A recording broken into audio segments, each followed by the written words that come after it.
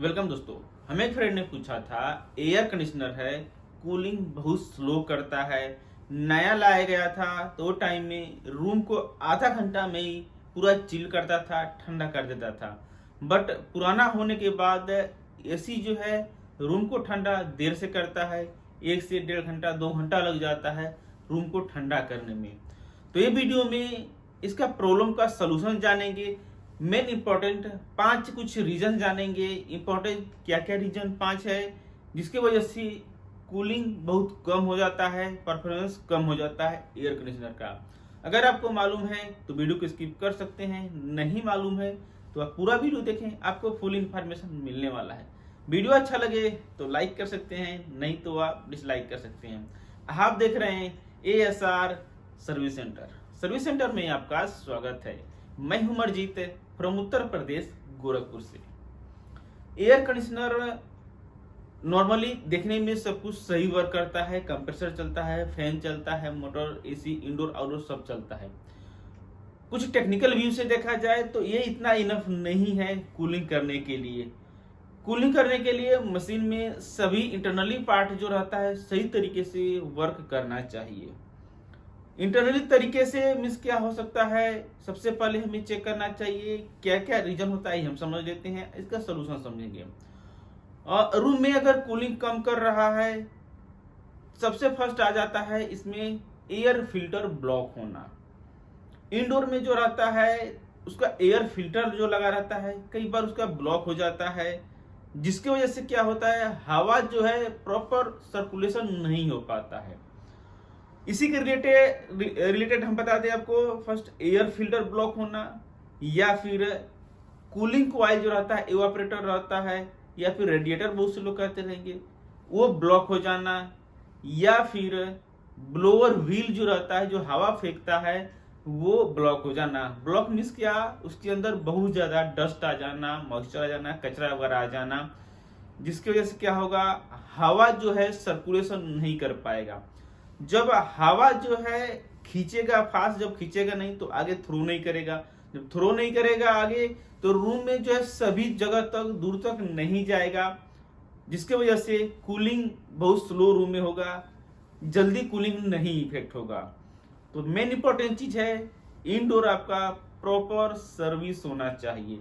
बहुत से लोग पैसा बचाने के चक्कर में नॉर्मली क्या करते हैं, फिल्टर निकाल करके खुद से साफ कर लेते हैं और लगा देते हैं, फिर बाद में बोलते हैं कूलिंग नहीं होता है। तो उनको कुछ टेक्निकल चीजें इस तरह से नहीं मालूम रहता है जो नॉर्मल फिल्टर से ही नहीं होता है। फिल्टर आपने साफ कर दिया बट उसके अंदर जो इवापोरेटर रहता है, फिन्स रहता है, उसके ऊपर कचरा फंस जाता है, या फिर बहुत से लोग स्मार्ट रहते हैं उसको ऊपर से ब्रश से साफ कर देते हैं। उसका ब्रश से साफ करने के बाद होता क्या है, उस कचरा जो रहता है, डस्ट रहता है, जो भी उसके अंदर फंस जाता है, जो उसके फिन्स रहते हैं फिन्स के अंदर फंस जाता है, जो में दिखते नहीं है, और वो ब्लॉक हो जाता है, जिसकी वजह से एयर सर्कुलेशन प्रॉपर नहीं हो पाता है। या फिर उसके अंदर जो हवा फेंकता है, फैन ब्लोअर जो रहता है, ब्लोअर व्हील, उसके अंदर जो फिन्स रहता है बहुत ज्यादा मट्टी आ जाता है, डस्ट आ जाता है, जिसकी वजह से वो फिन्स जो है ब्लॉक हो जाता है, हवा जो है सही सर्कुलेट नहीं कर पाता है, नहीं बना पाता है, जिसकी वजह से जब हवा सही सर्कुलेट नहीं कर पाएगा, जब खींच नहीं पाएगा तो थ्रो भी नहीं करेगा, फेंकेगा भी नहीं रूम में, तो सभी तक दूर तक नहीं जाएगा और कूलिंग इफेक्ट फास्ट नहीं होगा। आपका कंप्रेसर गैस सब कुछ रहते हुए भी नहीं करेगा। तो ये चीज प्रॉपर आप जरूर केयर करें, ध्यान दें। आप फिल्टर साफ करते समय फिन्स इवापोरेटर देख लें, वो क्लियर होना चाहिए। उसके अंदर जो ब्लोअर रहता है अंदर देखेंगे, ड्रेन के नीचे जो ग्रिल के नीचे अंदर देखेंगे वो क्लीन साफ सुथरा होना चाहिए। अगर नहीं है तो इससे आप प्रोफेशनल टेक्नीशियन को हायर करके बुला करके इसे सर्विस कराएं, बेटर रहेगा। या फिर आप कौन से एरिया में रहते हैं, कहाँ पे हैं, वो आप अपना लोकल एड्रेस और कॉन्टेक्ट नंबर डाल सकते रहेंगे, जिससे हमारे पास जो भी टेक्नीशियन स्पेशलिस्ट रहेंगे आपसे कांटेक्ट करा देंगे, आपका प्रॉब्लम सोल्यूशन हो जाएगा। मेन ये चीज हो गया है। उसके बाद ज्यादातर हमें देखने को मिलता है रूम का साइज, या तो फिर जो भी नया लगाते हैं वो मेजर करके ही लगाते हैं, बट उसमें एक्सेस हीट लोड बढ़ जाता है। हीट लोड बढ़े तो जैसे कि विंडोज हो गए या फिर दरवाजे हो गए, खिड़की वगैरह जो भी हैं, इसमें कहीं ना कहीं माइनर जो लीक हो रहा है, जो बाहर का हीट है, बाहर का गर्म हवा है, अंदर आ रहा है, जिसके वजह से एसी प्रॉपर कूलिंग मेंटेन नहीं कर पा रहा है, फास्ट नहीं कर पा रहा है।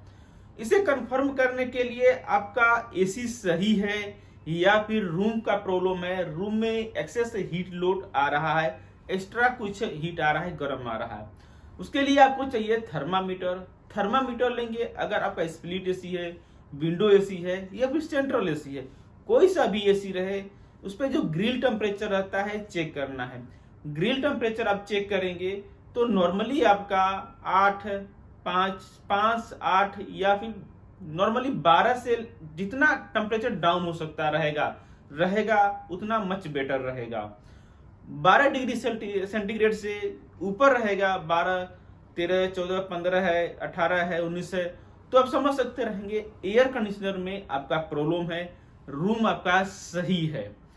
अगर आपका ग्रिल टेम्परेचर 12 डिग्री के नीचे है, 10 है, 8 है, 5 है, बहुत से कंडीशन 5 डिग्री भी देखने को मिलता है, जो अच्छे कंडीशन में सब कुछ रहता है, गैस वगैरह नॉर्मल सही रहता है, तो 5 डिग्री आ रहा है तो आपको फास्ट कूलिंग करेगा। जैसे ही ग्रिल टेम्परेचर ज्यादा जाएगा, यहाँ पर 10, 12 है या फिर 14, 15, 18 है, जितना ज्यादा रहेगा ग्रिल टेम्परेचर उतना ही रूम में टेम्परेचर कम आएगा और जल्दी कूलिंग नहीं करेगा। आप थर्मामीटर की मदद से ये चीज श्योर कर सकते रहेंगे कंफर्म आपका ग्रिल एसी में प्रॉब्लम है या फिर विंडोज में या फिर गर्म बाहर एक्सेस हीट जो है रूम में आ रहा है। इस तरह से श्योर कर सकते रहेंगे। ये चीज आपने श्योर कर लिया है, आपका रूम जो है सही है, रूम में एक्सेस हीट लोड नहीं आ रहा है, नॉर्मली आपका ग्रिल टेम्परेचर ज्यादा है, 12, 13, फिर 14, 15 ज्यादा है, एग्जाम्पल 15 डिग्री से हो रहा है, तो कंडीशन में आप चेक कर सकते रहेंगे एयर कंडीशनर का आउटडोर में जाकर के।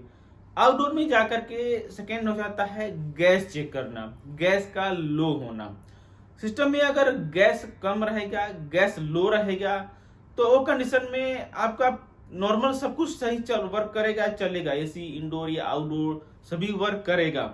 अगर कुछ 5-10 psi कम रहेगा तो अगर आपका 35 psi के नियर बाई है, नॉर्मल R22 की बात करें तो अगर 35 psi है या फिर 50 psi है तो कंडीशन में आपका आइस आ सकता रहेगा पाइप पे, जिससे आप आइडेंटिफाई कर सकते रहेंगे गैस लो है या फिर लिक्विड लाइन पे आ रहा है या फिर सक्शन लाइन पे आ रहा है। ये 2 पाइप रहता है, दोनों पाइप पे आइस आता है, डिफरेंट टाइप के इसमें प्रॉब्लम होते हैं। इसका स्पेशल अलग हमारा वीडियो बना हुआ है, किस तरह से हम जानेंगे ये दो के दोनों पाइप पे आइस आ रहा है तो क्या क्या रीजन हो सकते रहेंगे।